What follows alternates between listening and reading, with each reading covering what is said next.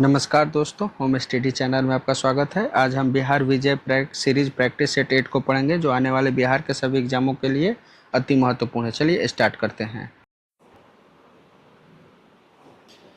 निम्नलिखित में से किस समिति या आयोग ने नया पंचायत बनाने की सिफारिश की थी?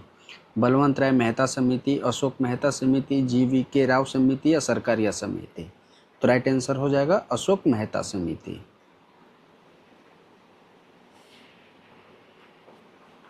वर्ष 1977 ईस्वी में जनता पार्टी सरकार ने अशोक मेहता की अध्यक्षता में 13वीं सदस्यीय समिति का गठन किया।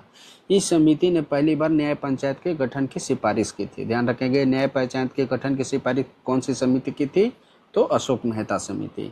समिति ने द्विस्तरीय पंचायती राज व्यवस्था का सुझाव दिया था। इसने कौन स्तरीय पंचायती राज व्यवस्था का सुझाव दिया था? तो द्विस्तरीय। ध्यान रखें, त्रिस्तरीय के सुझाव किसने दिया था? तो बलवंत राय मेहता समिति।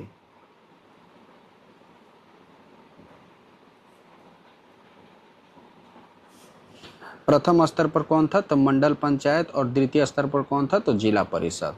इसने द्विस्तरीय मंडल की सुझाव दी थी।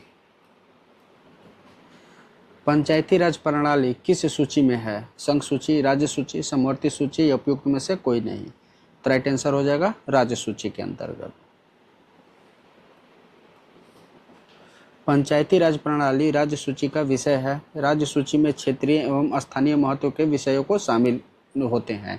राज्य सूची के विषयों पर कानून बनाने का अधिकार किसको होता है? तो राज्य विधान मंडल को।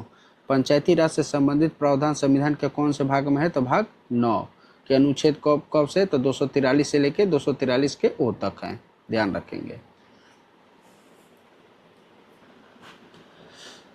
किस राज्य या किन राज्यों ने पंचायती राज संस्थाओं में स्त्रियों के 50% आरक्षण को वैध किया है? बिहार, उत्तराखंड, मध्य प्रदेश या हिमाचल प्रदेश? किसने किया है? तो इनमें से सभी ने। राइट आंसर हो जाएगा ऑप्शन डी। संविधान के अनुच्छेद 243 के डी के तहत पंचायती राज संस्थाओं में महिलाओं के लिए कम से कम 33% आरक्षण की व्यवस्था है। ऐसे सामान्य तौर पर कितने प्रतिशत आरक्षण की व्यवस्था है? तो 33%। वर्ष 2006 में बिहार पंचायती राज संस्थाओं में 50% महिला आरक्षण लागू करने वाला देश का पहला राज्य बना। और 50% महिला आरक्षण लागू करने वाला प्रथम राज्य कौन सा था? तो बिहार। कब लागू किया था? तो 2006 ईस्वी में। उत्तराखंड, मध्य प्रदेश और हिमाचल प्रदेश ने भी पंचायती राज संस्थाओं में महिलाओं के 50% आरक्षण की व्यवस्था लागू की। उसके बाद किसने की? तो उत्तराखंड, मध्य प्रदेश और हिमाचल प्रदेश। महिलाओं का आरक्षण सभी वर्गों यानी SC, ST, OBC एवं सामान्य में लागू किया जाता है। धन विधेयक पेश किया जा सकता है केवल लोकसभा में, केवल राज्यसभा में, लोकसभा एवं राज्यसभा दोनों में, या लोकसभा एवं राज्यसभा दोनों के संयुक्त? तो राइट आंसर हो जाएगा केवल लोकसभा में। धन विधेयक केवल लोकसभा में ही प्रस्तुत किया जा सकता है। भारतीय संविधान का अनुच्छेद 110, ध्यान रखेंगे, भारतीय संविधान का अनुच्छेद 110 में धन विधेयक की परिभाषा दी गई है। धन विधेयक प्रस्तुत करने से पूर्व राष्ट्रपति के पूर्व अनुशंसा की आवश्यकता होती है। ध्यान रखेंगे, हमेशा पूछते हैं किसकी अनुशंसा की आवश्यकता होती है? तो राष्ट्रपति की। राज्यसभा धन विधेयक को अस्वीकार या संशोधित नहीं कर सकता, केवल सिफारिश दे सकता है। राज्यसभा को धन विधेयक 14 दिनों तक के भीतर वापस करना होता है। ध्यान रखेंगे, कितने दिनों के भीतर राज्यसभा को वापस करना होता है? तो 14 दिनों तक। अन्यथा इसे दोनों सदनों द्वारा पारित माना जाता है। भारतीय सर्वोच्च न्यायालय में न्यायाधीशों की नियुक्ति कौन करता है? प्रधानमंत्री, राष्ट्रपति, भारत का मुख्य न्यायाधीश या लोकपाल? राइट आंसर हो जाएगा राष्ट्रपति। भारतीय संविधान के अनुच्छेद 124 के 2 के अनुसार सर्वोच्च न्यायालय के न्यायाधीशों की नियुक्ति राष्ट्रपति करता है। मुख्य न्यायाधीश सहित सभी न्यायाधीशों की नियुक्ति कौन करता है? तो राष्ट्रपति करता है। ध्यान रखेंगे, वर्तमान व्यवस्था में नियुक्ति कोलेजियम प्रणाली की सिफारिश के आधार पर राष्ट्रपति द्वारा की जाती है। किस पद्धति के आधार पर? तो कोलेजियम प्रणाली के आधार पर। सर्वोच्च न्यायालय न्यायाधीशों के बनने के लिए व्यक्ति भारत का नागरिक होना चाहिए तथा संविधान के अनुच्छेद 124 के 3 में निर्धारित योग्यता को पूरी करनी चाहिए। यानी योग्यता का निर्धारण संविधान के किस अनुच्छेद में है? तो अनुच्छेद 124 के 3 में। ध्यान रखेंगे। भारत का प्रधानमंत्री किसके प्रति जवाबदेह हैं? मंत्रिमंडल, राष्ट्रपति, लोकसभा या राज्यसभा? तो राइट आंसर हो जाएगा लोकसभा के प्रति। संविधान के अनुच्छेद 75 के 3 के अनुसार मंत्रिपरिषद लोकसभा के प्रति सामूहिक रूप से उत्तरदायी होता है। ये हमेशा क्वेश्चन पूछता है, ध्यान रखेंगे। मंत्रिपरिषद सामूहिक रूप से किसके प्रति उत्तरदायी होता है? तो लोकसभा के प्रति। इस कौन से आर्टिकल में? तो आर्टिकल 75 के 3 में है। ठीक है। प्रधानमंत्री सहित सभी मंत्रियों लोकसभा के प्रति जवाबदेह होते हैं। लोकसभा में अविश्वास प्रस्ताव पारित होने पर पूरी मंत्रिमंडल को त्याग पत्र देना पड़ता है। ध्यान रखेंगे, अगर किसी एक मंत्री के प्रति अविश्वास प्रस्ताव पारित हो जाए तो पूरे मंत्रिमंडल को क्या देना पड़ता है? तो त्याग पत्र देना पड़ता है। भारत में संसदीय शासन प्रणाली होने के कारण वास्तविक कार्यपालिका लोकसभा के प्रति उत्तरदायी होता है। ध्यान रखेंगे। संसद सदस्य बनने हेतु न्यूनतम आयु क्या होती है? 18 वर्ष, 21 वर्ष, 25 वर्ष या 30 वर्ष। तो संसद में कौन कौन आते हैं? तो राज्यसभा, लोकसभा एवं राष्ट्रपति, और तीनों की अलग अलग उम्र सीमा। इसकी राज्यसभा का कितनी है? तो 30 वर्ष है। लोकसभा का कितनी है? तो 25 वर्ष है।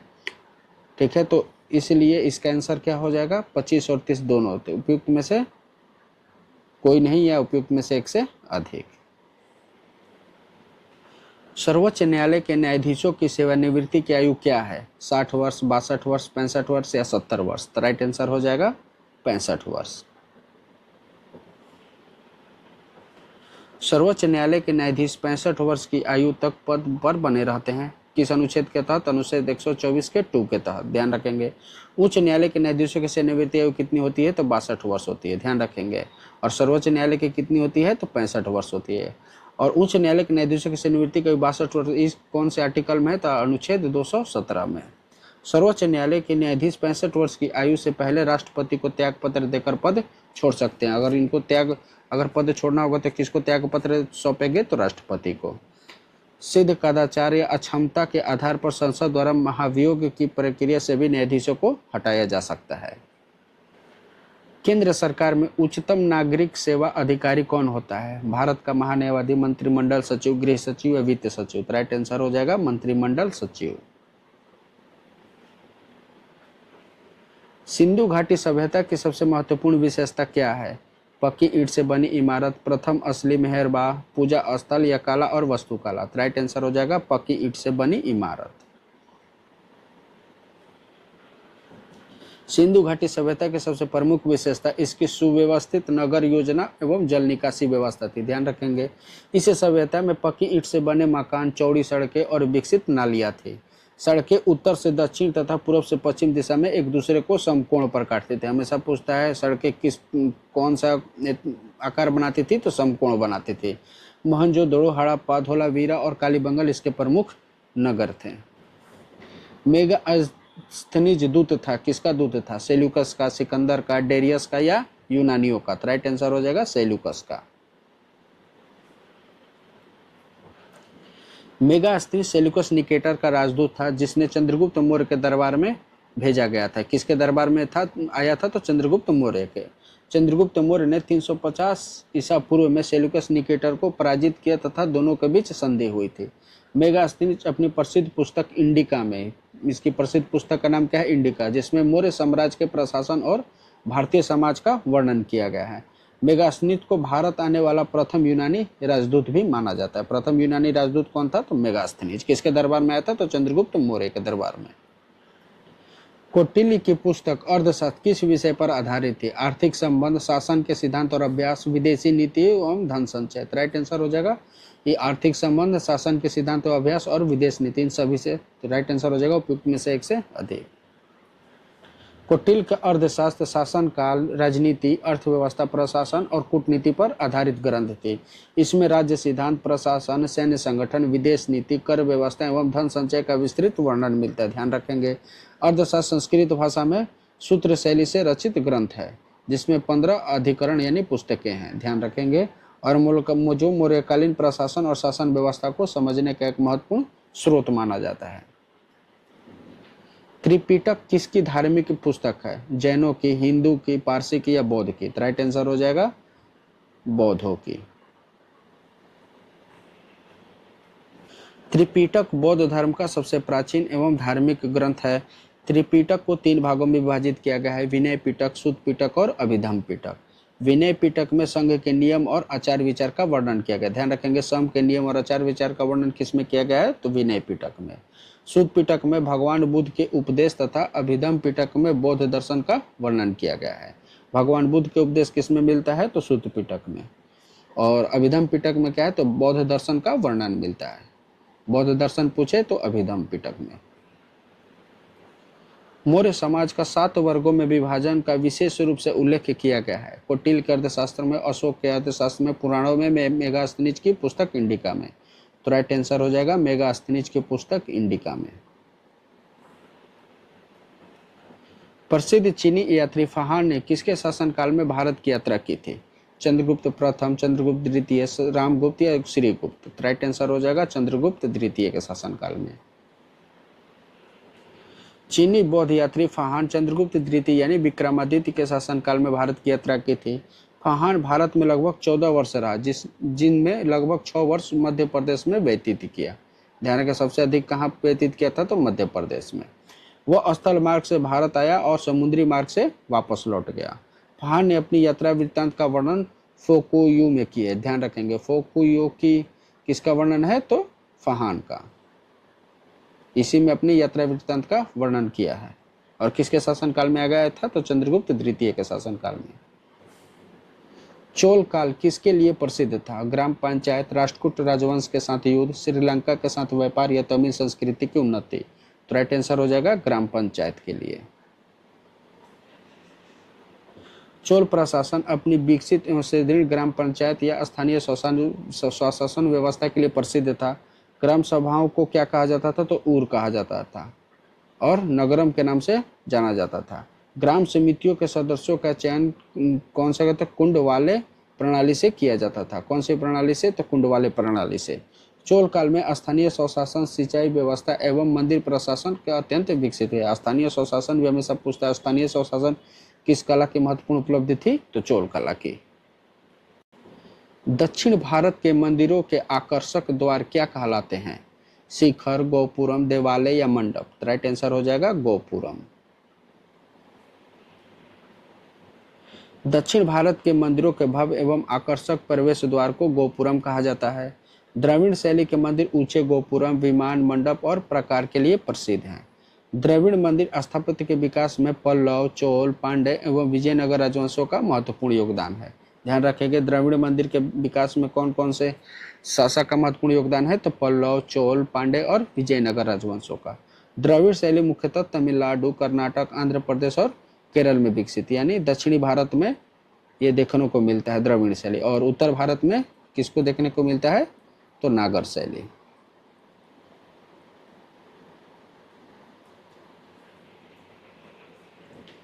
विजयनगर साम्राज्य का अवशेष कहाँ मिलता है? बीजापुर में, गोलकुंडा में, हम्पी में या बड़ौदा में? राइट आंसर हो जाएगा हम्पी में। विजयनगर साम्राज्य के अवशेष वर्तमान में कर्नाटक के हम्पी में स्थित है। विजयनगर साम्राज्य की स्थापना कब हुई थी? तो 1336 ईस्वी में। कहाँ हुई थी? तो किसने की थी? हरिहर एवं बुक्का ने की थी। ध्यान रखेंगे, ये दोनों भाई थे और इन्होंने 1336 ईस्वी में विजयनगर साम्राज्य की स्थापना की थी। हम्पी को 1986 ईस्वी में यूनेस्को द्वारा विश्व धरोहर स्थल में घोषित किया गया है। विश्व धरोहर स्थल का दर्जा कब दिया गया था? तो 1986 ईस्वी में। विजयनगर साम्राज्य पर 4 प्रमुख राजवंशों का संगम, सालू, तुलु एवं अरिक्वेडु ने शासन किया था। प्रथम मुस्लिम शासक कौन था जिसने शासन के सिद्धांत को राजाओं के ईश्वरीय अधिकार सिद्धांत के समान प्रतिपादित किया था, यानी ईश्वरीय सिद्धांत के रूप में व्याख्या किया था? ऐबक, इल्तुतमिश, बलबन या अलाउद्दीन खिलजी? राइट आंसर हो जाएगा बलबन। बलबन पहला मुस्लिम शासक था जिसने राजस्व के ईश्वरीय प्राधिकार का सिद्धांत अपनाया था। बलबन ने स्वयं को जिले इलाही यानी ईश्वर की छाया तथा नियाबत ए खुदा यानी ईश्वर का प्रतिनिधि माना था। ध्यान रखेंगे, किसने जिले इलाही अपने को मानता था? तो बलबन। उसने सुल्तान की गरिमा बढ़ाने के लिए लौह एवं रक्त की नीति अपनाई थी। लौह एवं रक्त की नीति कौन अपनाई थी? तो बलबन ने दरबार में सिजता और पायोबोस जैसी फारसी परंपराओं को प्रोत्साहित किया एवं शाही प्रतिष्ठा को सुदृढ़ किया। सिजता एवं पायोबोस की प्रथा भी किसने स्टार्ट की थी? तो बलबन ने।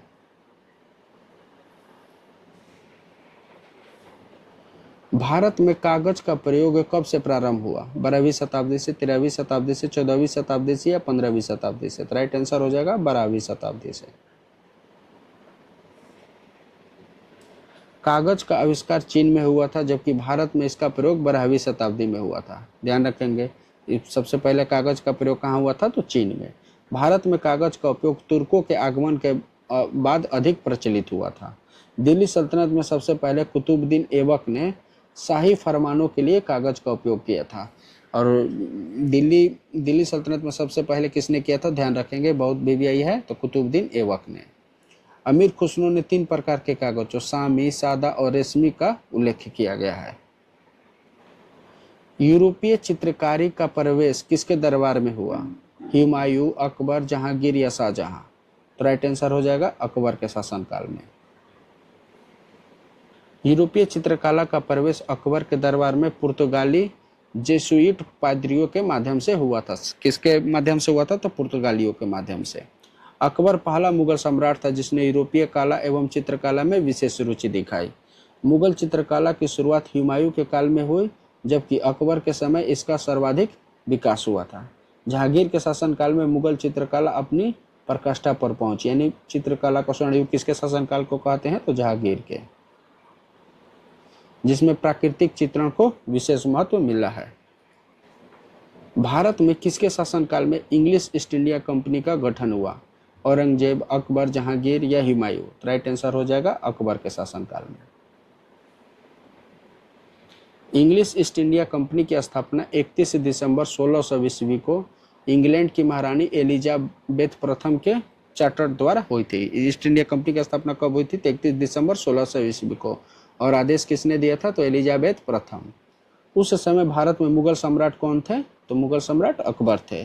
कंपनी का पहला जहाज 1608 ईस्वी में जहांगीर के शासनकाल में सूरत पहुंचा था। और पहला जहाज कब पहुंचा था? तो 1608 ईस्वी में। इसके शासनकाल में, तो जहांगीर के शासनकाल में कहाँ पहुंचा था? तो सूरत में। 1613 ईस्वी में जहांगीर ने अंग्रेजों को सूरत में पहली फैक्ट्री यानी कारखाना स्थापित करने की अनुमति दी थी।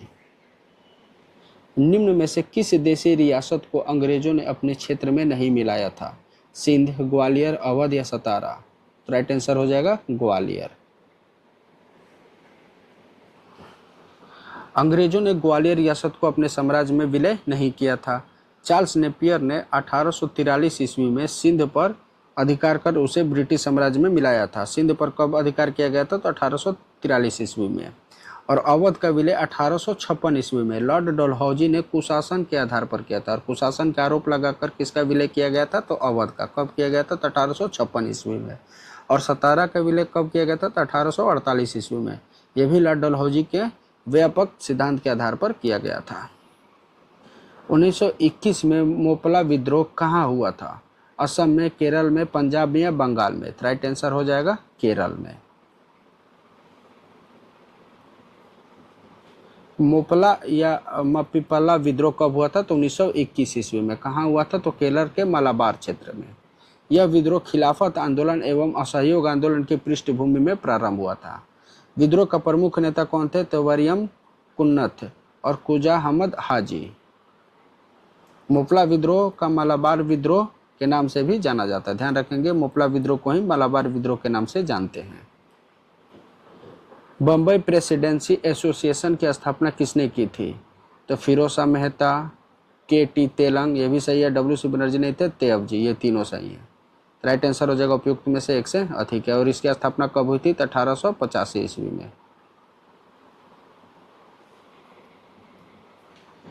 बंगाल विभाजन की घोषणा की गई थी 19 जुलाई 1905 में, 7 अगस्त 1905 में, 15 अगस्त 1905 में या 16 अक्टूबर 1905 में?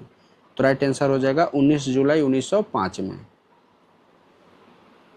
लॉर्ड कर्जन ने 19 जुलाई 1905 को बंगाल विभाजन की घोषणा की थी। बंगाल विभाजन की घोषणा किसने की थी? तो लॉर्ड कर्जनल ने। और बंगाल विभाजन 16 अक्टूबर 1905 से प्रभावी होता है। प्रभावी कब से हुआ था? तो 16 अक्टूबर 1905 में। दोनों आंकड़ा ये ध्यान रखेंगे। और पूर्वी बंगाल और असम को मिलाकर नया प्रांत बनाया गया जिसकी राजधानी कहाँ थी? तो ढाका थी। पश्चिम बंगाल, बिहार और उड़ीसा को एक प्रांत बनाया गया जिसकी राजधानी कहाँ थी? तो कलकत्ता थी।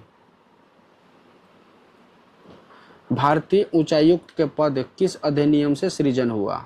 भारत काउंसिल अधिनियम 1909, भारत सरकार अधिनियम 1919, भारत सरकार अधिनियम 1935 या भारतीय स्वतंत्रता अधिनियम 1947? तो राइट आंसर हो जाएगा भारत सरकार अधिनियम 1919।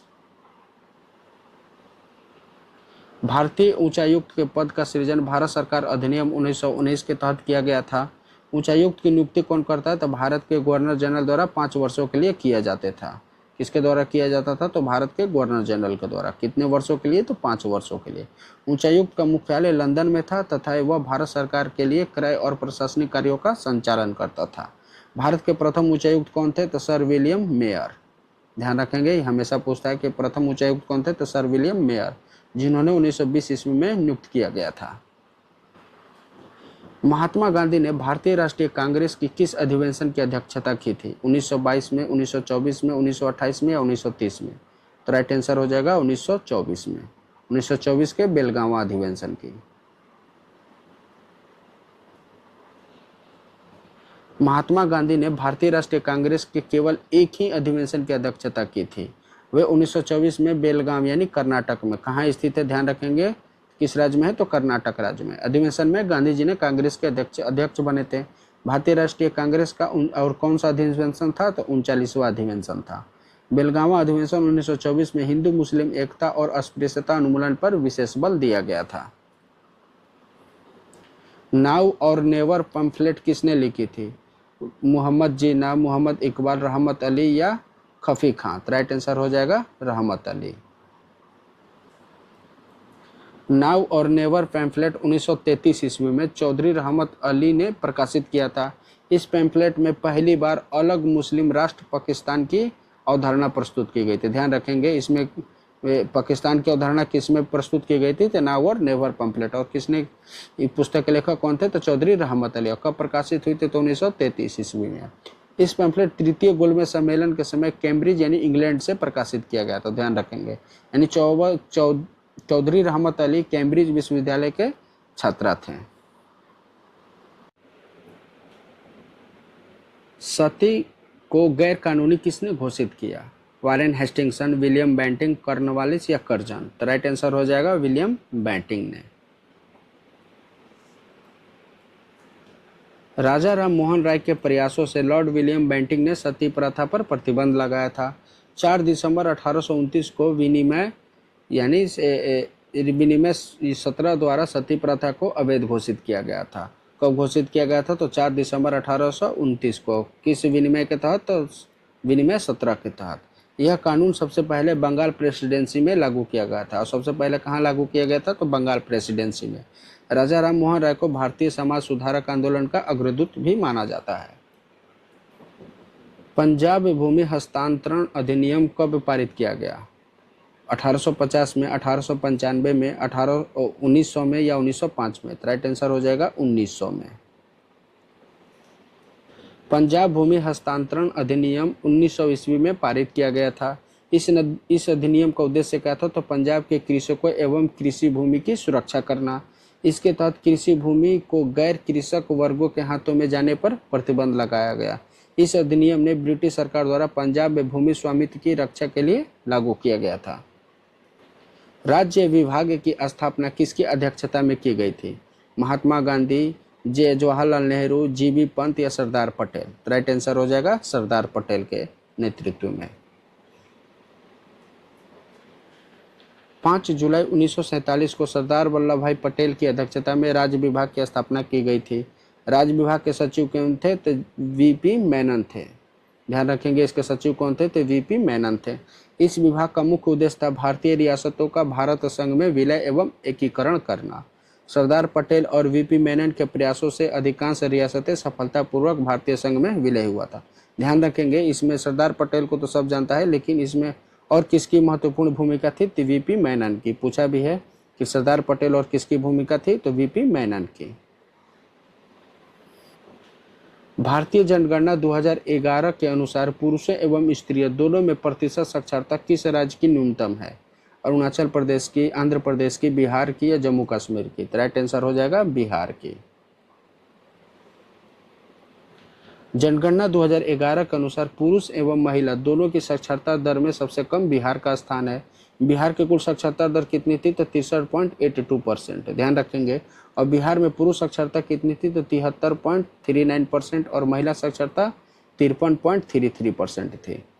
इस तीनों आंकड़ा को हमेशा ध्यान रखेंगे, हमेशा बिहार के एग्जामों में पूछता है। भारत की कुल साक्षरता दर उस समय कितनी थी? तो 74.04%, जिसमें पुरुष थे 82.14% और महिलाएं थी 65.46%। कोकोस प्लेट किन के मध्य पाई जाती है? तो राइट आंसर हो जाएगा मध्य अमेरिका और प्रशांत प्लेट के मध्य। निम्नलिखित में से कौन विश्व का कहवा पतन के नाम से जाना जाता है? Sao Paulo, Santos, Rio de Janeiro या ब्यूनस आयर्स? तो राइट आंसर हो जाएगा सैंटोस। सैंटोस को कहवा पतन के नाम से भी जाना जाता है। सैंटोस विश्व का कहवा यानी कॉफी उत्पादन कहा जाता है। सैंटोस ब्राजील का प्रमुख बंदरगाह है। किस देश में स्थित है? तो ब्राजील में। विश्व का सबसे बड़ा कॉफी निर्यातक बंदरगाह है। ब्राजील विश्व का सबसे बड़ा कॉफी उत्पादक एवं निर्यातक दोनों देश है। ध्यान रखेंगे। सैंटोस बंदरगाह विश्व के अनेक देशों से बड़े पैमाने पर कॉफी का निर्यात किया जाता है। भारत की जनसंख्या के अध्ययन में कौन सी जनगणना डेमोग्राफिक डिवाइड के नाम से जाना जाता है?